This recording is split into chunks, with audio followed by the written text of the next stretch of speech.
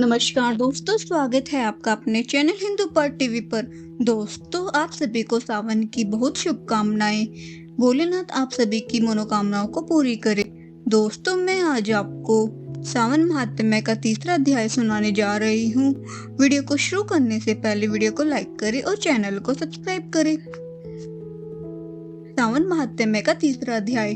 संत कुमार भगवान शंकर से बोले, आपने व्रत समुदाय का उद्देश्य बताया, परंतु मेरी जिज्ञासा शांत नहीं हुई है।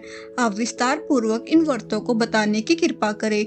आप खोल कर मुझे समझाइए, जिसे सुनकर मैं कृतकृत्य हो जाऊं।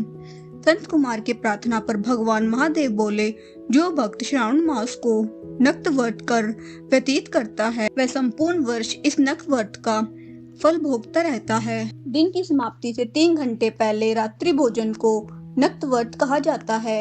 नक्त व्रत भोजन में सूर्यास्त से 3 घंटे पहले के समय को छोड़कर शेष समय लिया जाता है। सूर्यास्त से पहले के 3 घंटों को संध्या काल कहा जाता है। संध्या काल में आहार, मैथुन, निद्रा और स्वाध्याय करना वर्जित है। अब मैं तुम्हें गृहस्थ एवं सन्यासी के भेद से नक्त भोजन की 2 प्रकार की व्यवस्था बताता हूँ। ध्यान पूर्वक सुनो। जब सूर्य देव के मंद होने पर अपने शरीर की छाया दुगनी हो जाए, उस समय को सन्यासी के लिए नक्त भोजन व्रत कहा जाता है। शास्त्रों में गृहस्थ के लिए नक्षत्र के उदय होने पर रात्रि भोजन करने को नक्त भोजन व्रत कहा है। शास्त्रों में सन्यासियों के लिए रात्रि काल में भोजन निषिद्ध हो जाने से दिन के अष्टम भाग में भोजन करना बताया है। गृहस्थी को विधि द्वारा रात्रि में नक्त व्रत का भोजन करना चाहिए। सन्यासी, विधवा तथा विदुर को सूर्यास्त से पहले ही भोजन करने का विधान है। पुत्रवान आर्ष्यहीन तथा स्त्री विहीन पुत्रवान विदुर को रात्रि में भोजन करना निषिद्ध है। श्रावण मास में नक्त व्रत करने वाले प्राणी उत्तम गति को प्राप्त होते हैं। श्रावण मास के प्रारंभ होने पर प्रतिपदा तिथि में प्रातः काल मनुष्य यह प्रतिज्ञा करे कि मैं पूरे श्रावण मास में ब्रह्मचर्य का पालन करूंगा तथा प्रतिदिन स्नान करूंगा। नक्त व्रत, रात्रि शयन तथा अन्य प्राणियों पर दया भाव रखूंगा। वह यह भी संकल्प करे कि यदि व्रत के प्रारंभ होने के बाद तथा इस व्रत की समाप्ति से पूर्व मर जाऊं तो हे भगवान, उस स्थिति में आपके प्रसाद से मेरा व्रत परिपूर्ण हो जाए। नक्त व्रत करता हुआ प्राणी मुझे अति प्रिय हो जाता है। ब्राह्मण द्वारा या स्वयं रुद्र का एक मास तो जो अभिषेक करता है, उस पर मेरी सदैव कृपा दृष्टि रहती है, क्योंकि मुझे जलधारा अति प्रिय है। श्रावण मास में जो प्राणी अधिक स्वादिष्ट भोजन या उपयोगी वस्तु ब्राह्मण को देता है, वह मुझे बहुत प्रिय है। हे संत कुमार, लक्ष्य पूजा विधि को ध्यान पूर्वक सुनो। लक्ष्मी की इच्छा प्राप्ति वाला मनुष्य, विल पत्रों से शांति की कामना करने वाला मनुष्य, दुर्वाओं से तथा आयु की इच्छा वाला मनुष्य चंपा के फूलों से भगवान श्री हरि की पूजा अर्चना करे। विद्या की इच्छा रखने वाला व्यक्ति मल्लिका तथा चमेली के फूलों से पूजा अर्चना करे। तुलसी दल से भगवान श्री हरि और मैं स्वयं प्रसन्न होते हैं। पुत्र की कामना रखने वाले व्यक्ति कटेरी के फूलों से पूजा अर्चना करे। जिसे बुरे बुरे सपन दिखाई देते हो, वह उनके नाश के लिए धान्य से पूजन करे, पूजा अर्चना करे। देव के सम्मुख रंग बल्ली, पद्म, स्वास्तिक और चक्र आदि बनाकर भगवान विभु की पूजा अर्चना करे। संपूर्ण कामनाओं की पूर्ति के लिए सब पुष्पों से मनुष्यों को पूजा अर्चना करनी चाहिए। लक्ष्मी पूजा करने से मैं सदा प्रसन्न रहता हूँ। अंत में उद्यापन करना चाहिए। उद्यापन के लिए मंडप बनाकर उसके तीसरे भाग में वेदी बनानी चाहिए। पुण्य वाचन कर आचार्य का वर्ण करना चाहिए। मंडप में बैठकर रात्रि जागरण कर वेद पाठ कराना चाहिए। वेदी पर उत्तम चतुर्लिंग तो व्रत बनाकर उसके मध्य भाग में चावलों से सुंदर कैलाश का निर्माण करना चाहिए। उस वेदी में यथास्थान तांबे का कलश स्थापित करना चाहिए।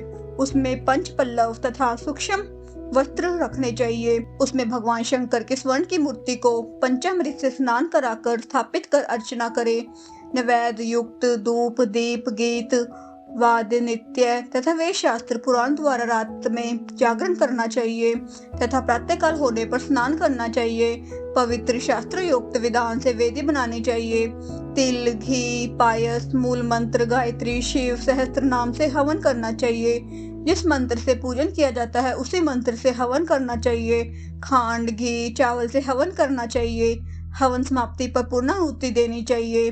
प्रातः वस्त्र, अलंकार, आभूषण से आचार्य का अर्चन करना चाहिए। ब्राह्मणों को पूजन कर उन्हें दक्षिणा देनी चाहिए।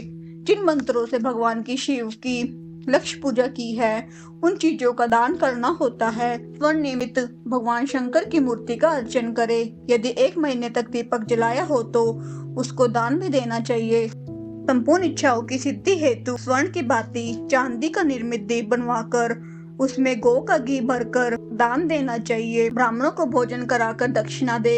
इस प्रकार जो मेरी अर्चना करता है मैं उस पर सदैव प्रसन्न रहता हूँ। जो मनुष्य श्रावण मास में अपनी प्यारी वस्तु को त्याग करता है और मुझे अर्पण की जाती है तो हे मुने उस फल को भी सुनो। इस लोक में और परलोक में वह वस्तु लाख गुना होकर मिलती है। निष्काम भाव से त्यागने पर उत्तम गति की प्राप्ति होती है। जो भक्त मेरे रुद्री पाठ करता है वह प्रति अक्षय करोड़ वर्ष तक रुद्र लोक में निवास करता है। पंचामृत के अभिषेक से मोक्ष की प्राप्ति होती है। श्रावण मास में धरती पर सोने वाले मनुष्य को हाथी दांत से बनी हुई या चंदन निमृत नवरत्न से जड़ी हुई मृदु गुरूर चिन्ह वाली रुई से भरी हुई कपड़े की रजाई और तकियों से संपन्न शैया प्राप्त होती है। वह शैया उसे सुंदर स्त्री अन्य रत्नों से विभूषित मिलती है।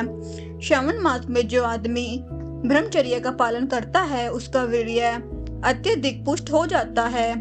तेजस्विता, बल, शरीर, दृढ़ता और अधर्म कार्य में समस्त उपकारी चीजें उसे मिल जाती है। जो आदमी इस मास में मौन व्रत धारण करता है वह श्रेष्ठ वक्ता हो जाता है। मौन व्रत दिन या रात या भोजन के समय रखा जाता है। मौन व्रत में यदि मनुष्य घंटा तथा पुस्तकें दान करता है तो उसे सब शास्त्रों की जानकारी स्वयं प्राप्त हो जाती है। वह मौन व्रत के प्रभाव से बृहस्पति के समान बुद्धि वाला बन जाता है। मौन व्रत करने वाले मनुष्य की किसी से कलह नहीं होती। इस प्रकार श्रावण मास में का 3रा अध्याय समाप्त हुआ।